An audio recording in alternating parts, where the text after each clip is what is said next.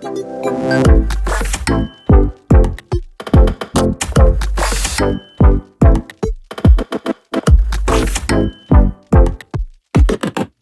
greetings, everyone. Welcome to the ccdelco podcast. I am Bob Gaglione, and I am so excited to have Zach Meerkreebs with me today. Zach, thanks for joining us. Yeah, honored. So I think most people know who Zach is. Zach, I went and saw the Bob Dylan movie with my wife. I missed Dylan's early years. So obviously, I grew up in the 70s, so I know Dylan. But we went and saw the Dylan movie, and my wife started playing the songs over and again. But I love the title of the movie, A Complete Unknown. Before the Asbury outpouring, which we're going to talk about, you were a complete unknown. Yep. And then one day, God opens the heavens and there's an outpouring, and we're going to get into that. Some people call it a revival. Some people call it an outpouring. But you share with me, you weren't a revivalist. You never studied revival. In fact, this was just a chapel at 10 in the morning. And tell us the story. You didn't even think it went well. Yeah. Yeah, so I had volunteered on campus as a soccer coach, and they had found out that I had been a pastor for most of my vocational career. And you live close to Asbury, right? Yeah, up the road in Lexington. Yeah.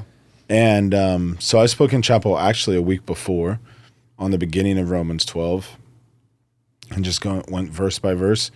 And I just needed to finish the rest of Romans 12 on February 8th. Which is about gifts. Yeah. And then it goes into authentic love. Yeah.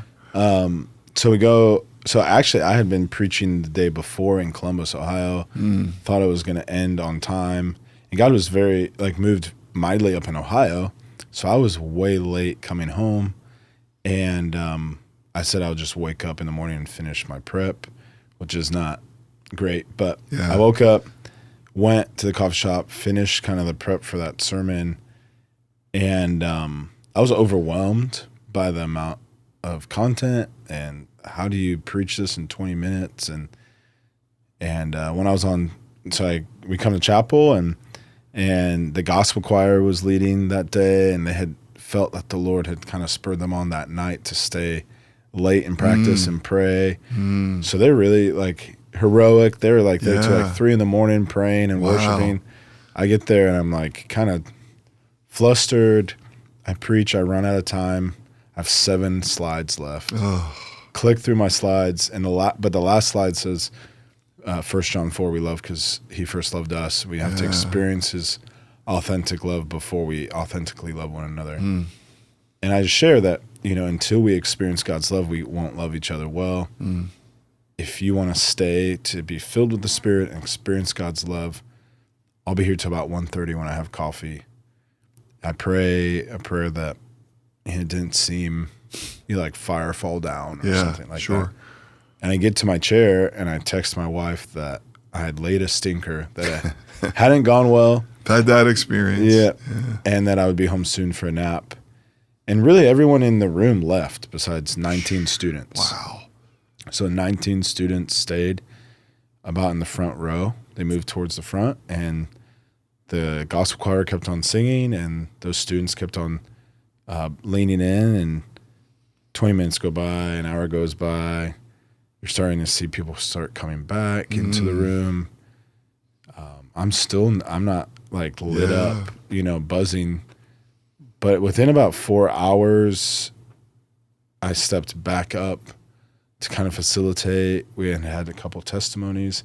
And then about an hour later, the president of the university came, and with tears in his eyes, he said, I have to tell this campus that something's going on.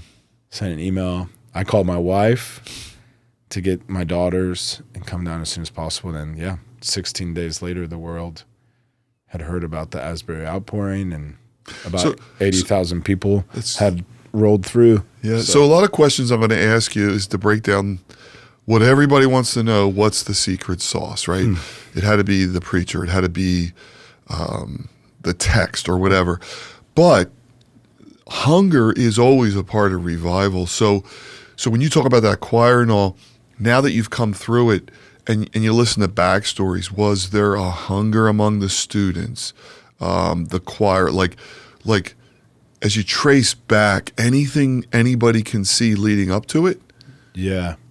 I think we've tried pretty hard not to like publish or like say, oh, this was the recipe of Asbury. But some of the things that I have noticed is one, it's a community of expectation. You know, there was a unique move of God in the 70s that lasted about 6 days and catalyzed some really tremendous things. And even some of the professors on campus were students during that. At Asbury. Yeah, at Asbury in the 70s. Yeah. So it's a community of expectation. It's a community of consecration. Yeah.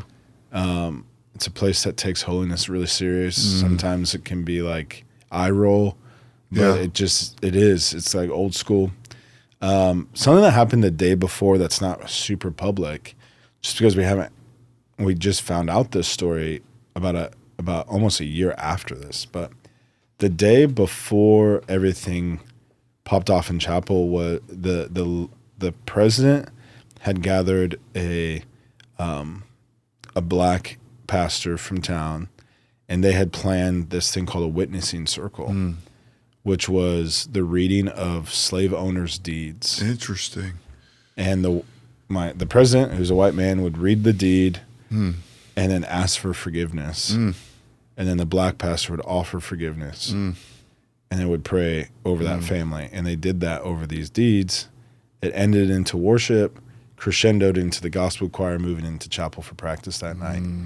So I have to believe that there's something about confession, absolutely, and reconciliation.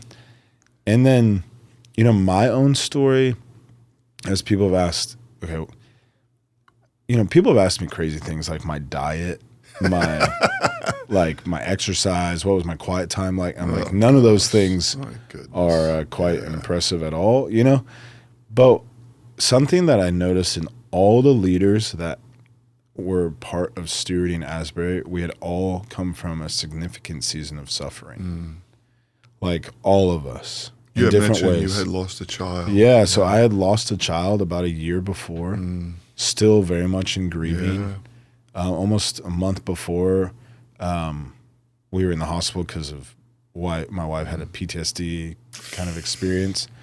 Another leader had just had another sick child. Another had lost kind of a wayward child. And, you know, you have this place of suffering that I think there is a preface at moments where suffering is preparatory for a move of God. And something that I've just leaned into a lot, and it's what I felt I experienced at Asbury in many ways, was Christ's humility and gentleness and kindness meeting the hunger and humility of the room, of saying, we don't know what we're doing. We got no sparkles. We got no, you know, but we desperately need God. So when I heard about Asbury from a distance, I got a mixed reaction because I've seen a lot in 40 years of following Christ, right? I've seen Catholic charismatic revival, which I think was genuine, but a lot of mixed bag with theology. Remember Brownsville? I have a friend of mine, a soccer player, out of the blue, professional soccer player, got radically saved and has been a missionary in Philadelphia for 20 years. But Brownsville had some weird stuff around it. Yeah. So I've seen revivals from afar, and I'm like, oh no, here we go. What's going to happen? What's it like when God is pouring out His Spirit, something's going on, and you're at the center of it, even though you're not a faculty member or anything. So how was it decided who's going to take charge of this? Like, people are hopping in cars driving. Who's deciding what to do? Yeah. Yeah, so early on it was like me in the room and some students. And then that first night, it was some of the university cabinet. And then a mentor of mine, a gentleman named Dr. David Thomas, I had texted him and said, I think you should come down here. He actually had done his doctoral work on prayer movements that preface awakenings. So he's a revival guy. Yeah. Like He like vacations in Wales in the Hebrides and stuff. I didn't even know how to Well, pronounce. we're going to talk about John Tyson, but they're going to that conference. Yeah, I told John the other day I don't even know how to pronounce the Hebrides until John corrected me. Yeah. So David came down, and it was really interesting because that first night we were in the basement of Hughes Auditorium, and I will never forget all of us kind of just like buzzing at what God's doing. We started asking, like, do we keep it going through the night? They're all kind of looking at me, and I have reps on that campus. Like, they know who I am. Yeah. I've been there for a while. And then David just very quietly, he has this real Southern drawl, quiet, soft voice of like, well, I think there's something going on here, and we should probably keep it going through the night. And I remember being able to go upstairs and tell the students that we're going to keep it open through the night. And they like applaud, they go crazy. A bunch of them go get their mattresses. And how much is music playing into this? Music was a huge banner of what happened at Asbury. Some people critique what happened at Asbury, and this isn't to be defensive, but a lot of people have critiqued what happened at Asbury, that it was just worship and prayer and emotionalism. Yeah. And the reality is like, you're going to post videos of worship. Yeah. You're not going to post, like, we would have hours of silence. Oh. We would have hours of, I remember one of the first days I was like, we need to do confession. We need to do corporate confession. It lasted for 3 hours. I remember like, there was like a pretty influential guy stand up and like confess to something that was like, whoa. I remember having to lead that from up front and be like, okay, we got, but you don't like post that on social media. Right. So worship was a huge banner. It was 24/7. Even at the end of those 16 days, we closed the chapel for a couple hours at night, but we kept worship going because it was, what we said was it was ministry to Jesus, not entertaining an audience. Yeah, if that's authentic, I could see that as just a beautiful thing of, what about preaching? Did anybody preach? Yeah. Yeah? Yeah, so I had the gift of preaching about 3 times a day. Uh-huh. And was that weird, like to stop everything and just start preaching? It was more like it was never like a full 3-point sermon. Of course, yeah. It was like a 10 to 15 minute. Maybe read scripture, stuff. Unpack it. Yeah, right. Dr.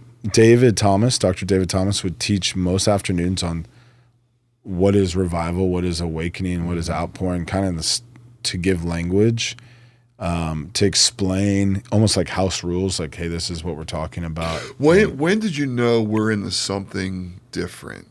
Yeah. Because you're talking about taking these breaks and all, and I think the human tendency would be, how do we keep this going? But how did you know you were in it? Yeah, so the leadership question you asked a little bit earlier, one thing that was good to know is at first it was like 4 of us, sophisticated to 7 of us, then 14 of us, and we met every 3 hours. And what we talked about was just observe and respond. So there was many meetings that we were like, is this the last 3 hours? Man, that's good. Like, that's good. If it was, then we needed to be okay with That's it. good. And then when some really logistical needs came to us, and like the cops needed, like, so if that happened here, we'd be in trouble. Yeah, the cops or the food, or like the reality is not. Yep. The reality is not every student was all in. We had about 40 students that never left their dorms those 16 days. So now imagine what their parents are asking us. Oof. So as I'm sure we'll talk about when we ended, but so we'd meet every 3 hours to observe and respond, and we would just ask the question, what, was the morning kind of high tempo hype? Let's really prioritize just a public reading of word. When did you know people were coming jumping in cars and airplanes and coming? How I put it was the first 2 days, we just didn't say no. We just kept on saying, let's keep waiting. And then you get a weird thing where adults aren't even supposed to come onto a campus, are they? Yeah, we had to wrestle with that. Yeah. And I remember the first 2 days, I was like, okay, like some college students are really fired up. Yeah. And then it was about Friday or Saturday. I remember the moment where I was like, whoa. And I needed to start saying yes to leading, not just staying out of the way, saying no, not saying no. It was when I saw a huge group from Brazil arrive. and unfurl a Brazilian flag from the balcony. And then we started hearing about private planes from all over the world. Oh, my and gosh. the line started growing. At one point, the line was like 9 to 10 hours. It was really, really hard for me. Like, philosophically, it was hard. Where does the move of God and the power of suggestion take over? So I've been in rooms, serious, like great conferences where they're like, okay, we're going to seek God, and it's genuine. But you put enough people in a room, people get caught up in a moment. There's always an outlier who's highly emotional. Yep. And then you put enough people in, the power of suggestion can take over. But do you just block that out and just let God have his way? Yeah, so much of my, I can only answer for me, so much of my experience was just begging for purity. Like my life changed. Like, I couldn't go outside after about 6 or 7 days without, like, they weren't allowing me to go outside. Like, so I was begging for purity, and our team was begging for purity. Yeah. So I am sure we did things wrong. Yeah. I'm sure there was plenty of suggestion. I'm sure, I could tell you all sorts of stories that are eye roll at best, Yeah. But we just begged for purity, and I trust that the Lord kept the fire stoked as long as it needed to be. And What's different about Asbury from everything I've ever been through or experienced? Usually the leaders of the other things were like, hey, there's 5 people out there with the name J. Their name begins with J, and then God wants to heal you. Like, from the stage, there were antics.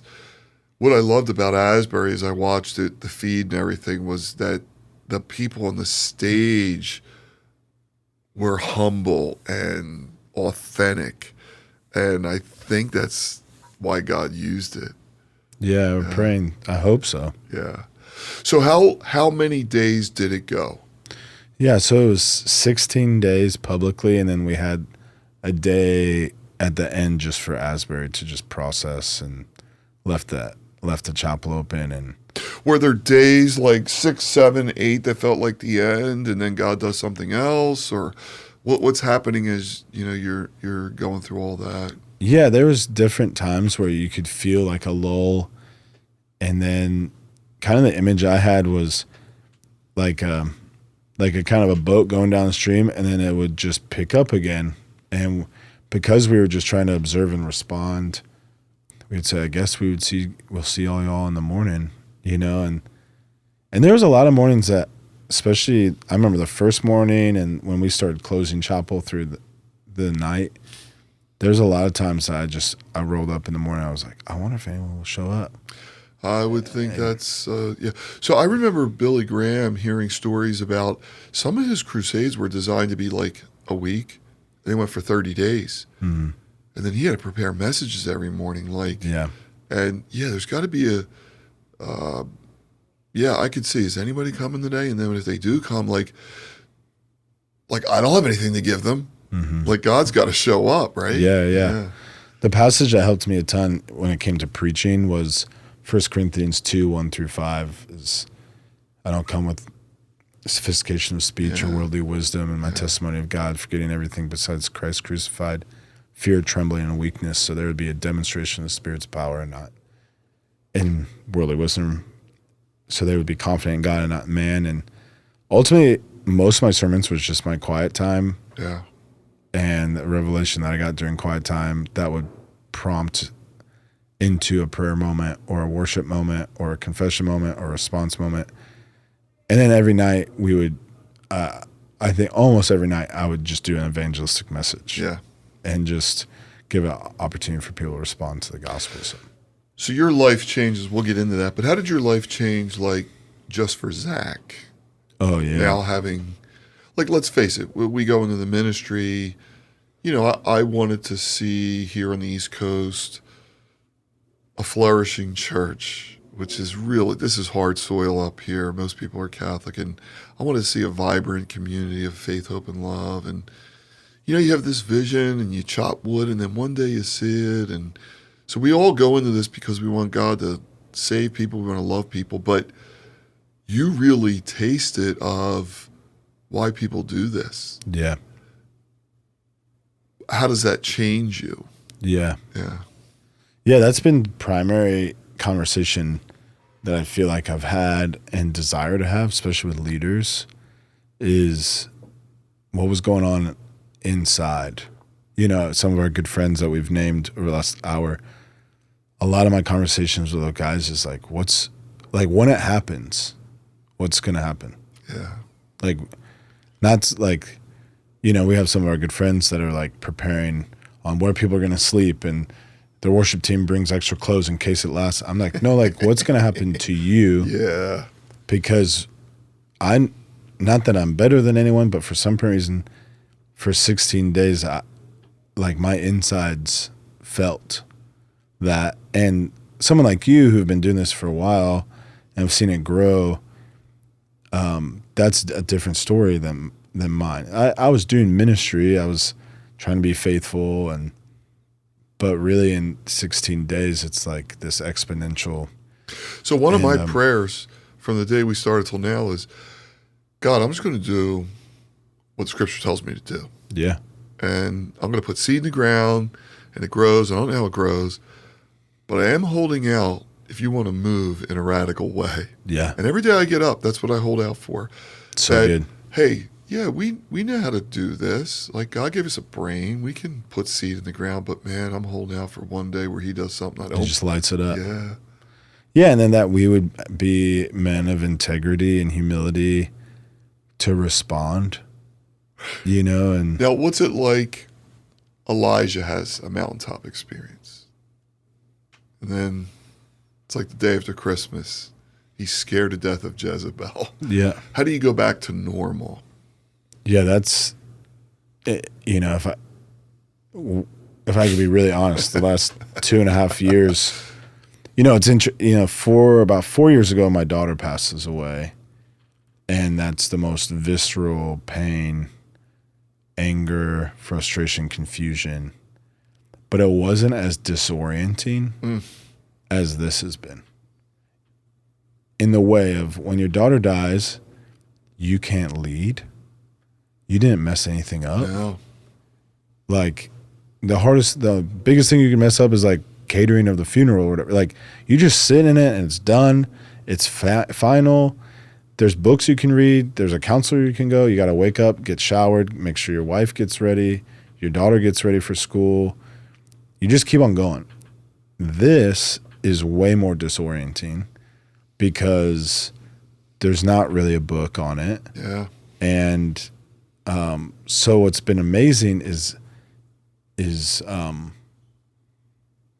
how community has helped me process, continue to go to counseling, rhythms of hiddenness, because we have been so like pushed into the public to have a real cadence of hiddenness. I was actually telling your son the other day, we were in California together. It's like crazy. We were opening up this story of like the 2 times that there was like an organized effort to take Jesus by hand to make him something. There's lots of times they wanted to kill him and get rid of him. There's 2 organized moments. One being the famous at the end when they arrest him and take him to the cross. But early in the ministry, there's an organized effort to make him king. Yeah. To lay hands on him and make him king. Yeah. And when the world is trying to make him king, he disappears. And when the world is trying to take him to the cross, he says, I'll go. So good. And really, culture has wanted me to be something. Yeah. I don't know about king, but they've... Sure. But like even like coming and speaking places, Yeah. so many times people are like, mostly they're joking, but they're like, you're going to do the thing? And I'm like, bro. My goodness.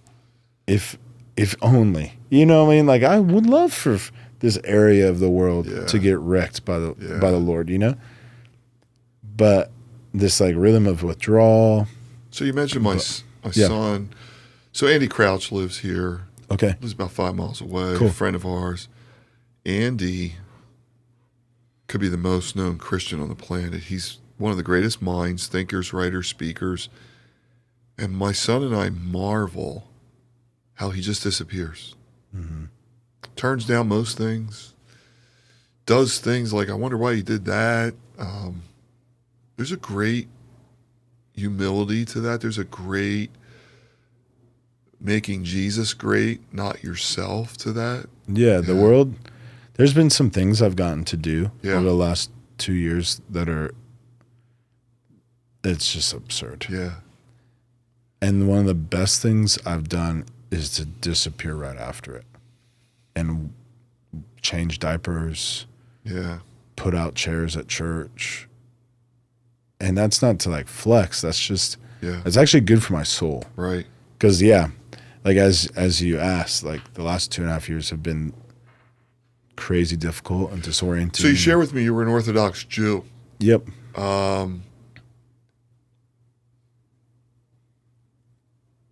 Ever read Heschel before you were saved? No. Have you read him since? Yep. Okay. So for anybody listening, they think Jews are really close to becoming Christians because you have the Old Testament and all. But I have found some of the most Orthodox Jews are as far away as can be. So I'm intrigued by that backstory. Yeah.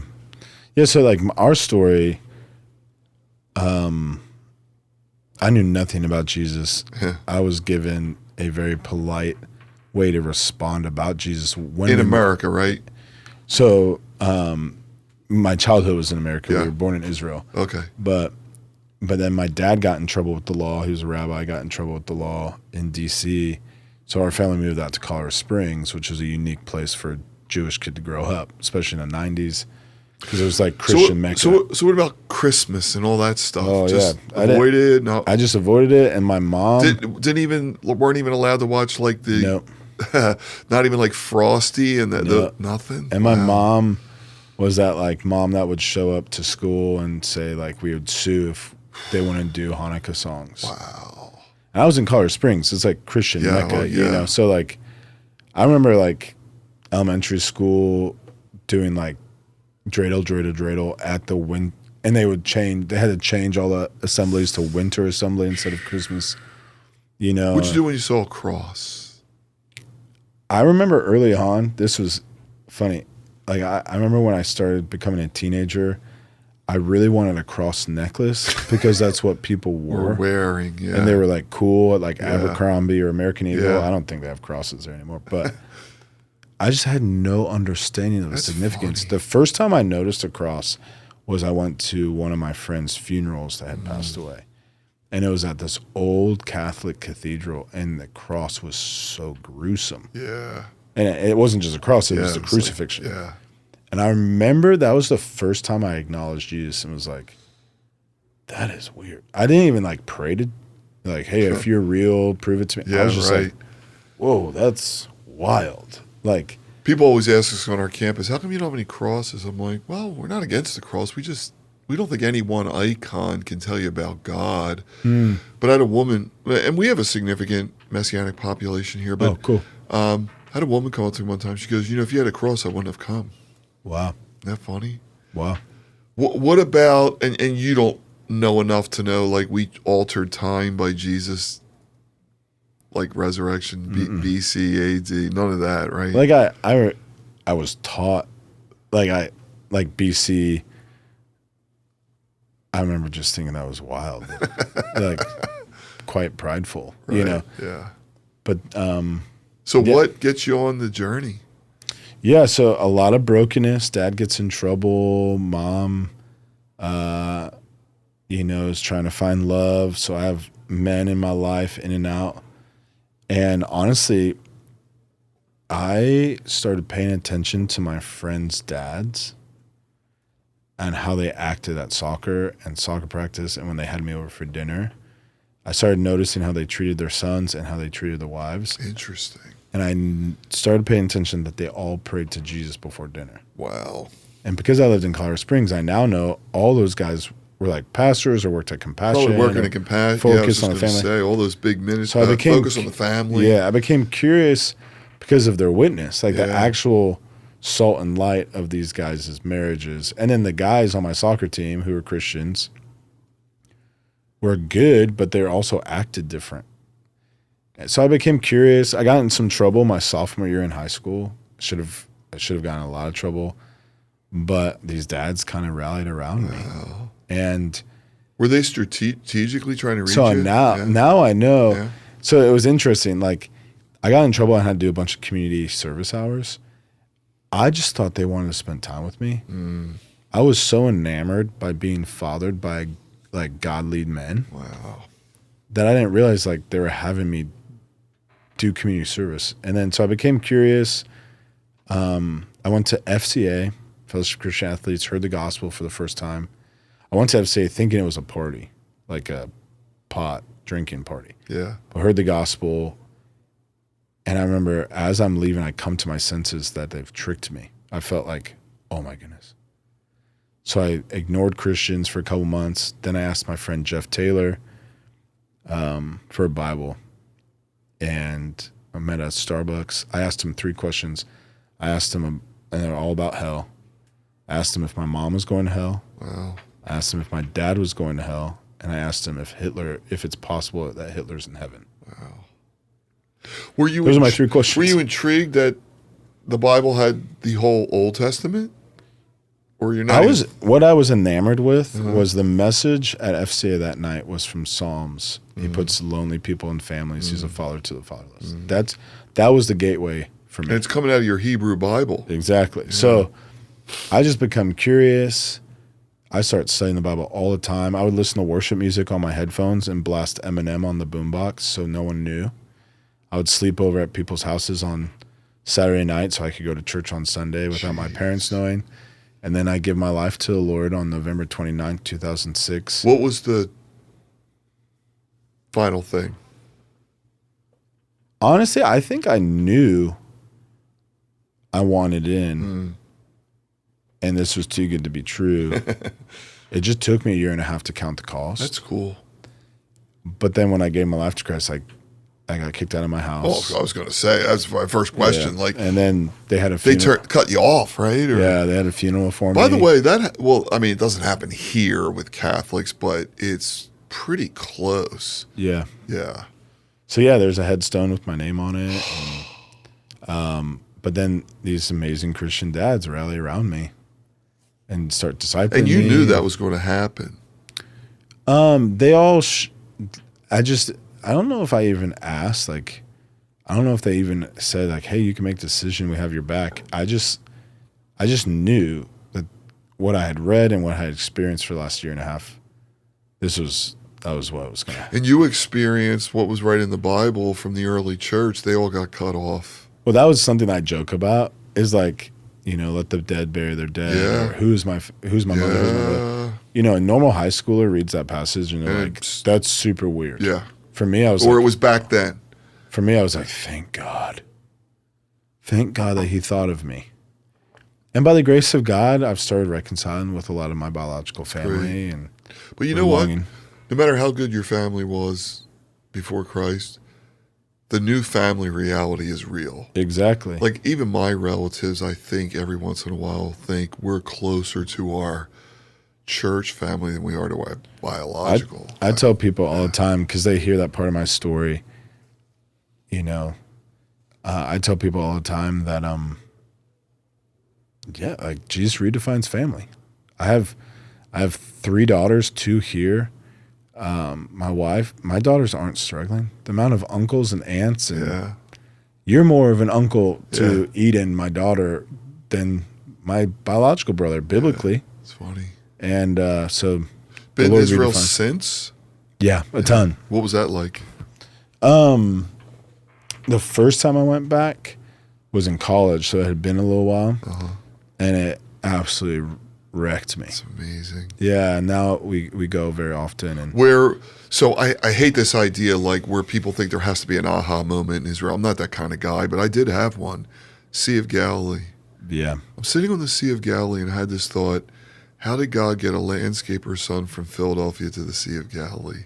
So good. It was just, and then I think that first time you see Jerusalem, it's... The first time I saw the wall. Yeah. I got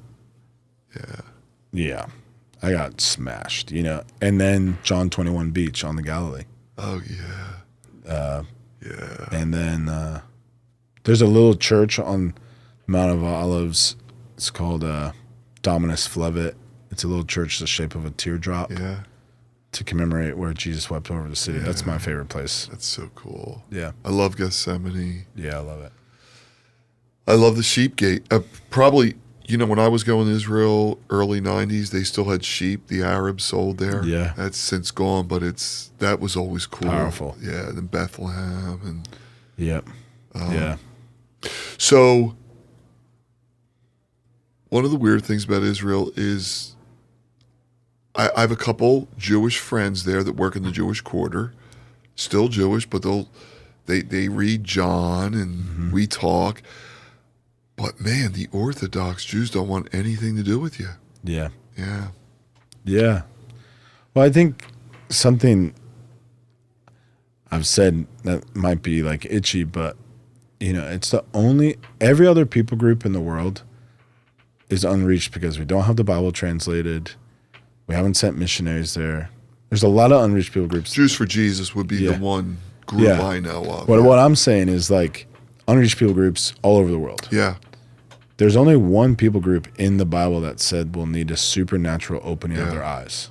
Yeah. The Bible doesn't say that the tribe in Borneo that needs a supernatural opening. To this day, when Moses is read, there's a veil. But there is a scriptural set that there will need to be a supernatural opening. I agree. So all the other unreached people groups are important, and we need to translate the Bible, and we need to go. But there is, I think, a unique role of intercessory prayer and pleading for God to open the eyes that I believe is actually quite scriptural. Yeah, it's really good. And it also says that there'll be enemies of the gospel. Yeah. So I remember early on that convinced me that I didn't need to be surprised that I experienced them acting like enemies. Zach, we're coming to the end of our time, but I want to end with this. So you read all this stuff about, gosh, it's been going on forever. The death of the church, the young people don't serve God, blah, blah, blah. We've been talking about this forever. Now that you're 2 years removed and you spend a lot of time on college campuses, what's God doing in the younger generation? Yeah. Yeah, I think the story that I keep on talking about when I talk about the young is Numbers 13, 14, where there's 12 spies that go out and 10 spies come back seeing the same thing that the 2 spies see. 10 spies give this awful report, but Joshua and Caleb with faith gives so a good spy. Yeah. And I feel like I get to be one of the 2 spies. Yeah. Statistically even now, it's showing by numbers that Gen Z is coming back to church. Is it steep? No, but it isn't a steep decline. There seems to be a great incline in men going to church. Now that also reveals that young women are becoming more and more disengaged from faith. So that's something we need to pay attention to. Which we took for granted. Totally took for granted. Yeah. But the young are coming back to church. If you see what God's doing in Europe, you hear this. There's this study that just was released called The Quiet Revival. It sounds so British, The Quiet Revival. But just people are just quietly coming back to church and being visited. So we were in London last year. We were doing outreach to Muslims, but I met up with a friend of mine who runs Discipleship Explored, and he was talking about at Spurgeon's church, there's an 80-year-old guy, and everybody that comes is young. Amazing. That listens to him. Yeah.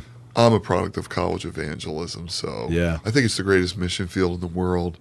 It's the most strategic, I think. And, what we're seeing through Unite Us with Tanya Pruitt and JP and Jenny, these big state schools, we're seeing Ivy League schools. We're seeing Ivy League schools really getting wrecked by the Lord.